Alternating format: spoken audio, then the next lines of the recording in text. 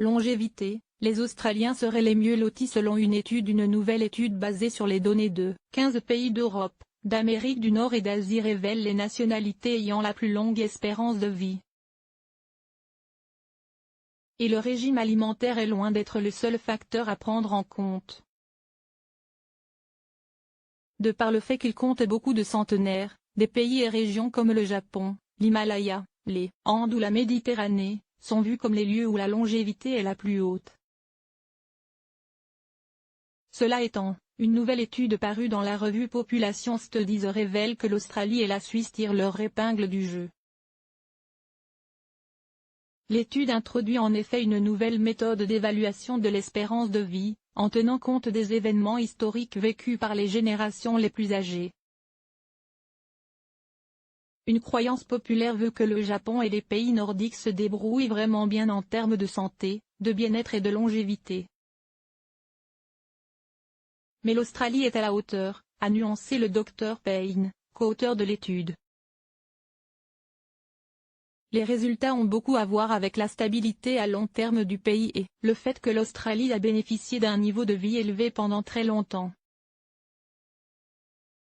Des choses simples comme le fait d'avoir assez à manger et de ne pas vivre un conflit majeur peuvent jouer un rôle, a expliqué le scientifique.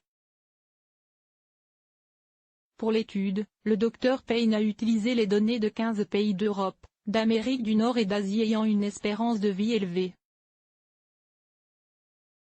Il a ensuite entrepris de regrouper les individus par année de naissance, en séparant les décès précoces des décès tardifs.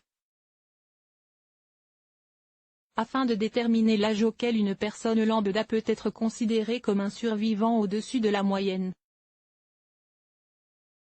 La plupart des mesures de l'espérance de vie ne sont fondées que sur les taux de mortalité à un moment donné, a détaillé le Dr Payne. C'est comme si vous preniez un groupe hypothétique de personnes et leur soumettiez les taux de mortalité qu'un pays a enregistrés en 2018 par exemple, ils devraient alors vivre jusqu'à 80 ans en moyenne. Mais cela ne vous dit rien sur le parcours de vie des gens, souligne-t-il.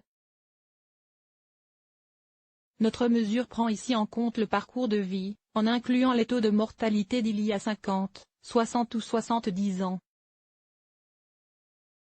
Ce qui compte, c'est de comparer un groupe de personnes nées la même année et qui ont donc connu des conditions similaires tout au long de leur vie, ajoute encore le chercheur.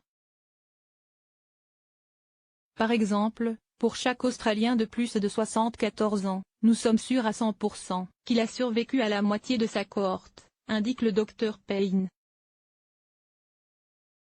Car peu d'hommes ayant vécu à la même période atteignent cet âge. Basé sur ce mode de calcul, l'Australie et la Suisse sont loin devant la France ou même le Japon, qui ont tous deux subi de lourdes pertes entre 1930 et 1960, notamment du fait de guerres, de rationnement et autres disettes, autant d'événements qui nuisent à l'espérance de vie et que n'ont pas vécu les Australiens.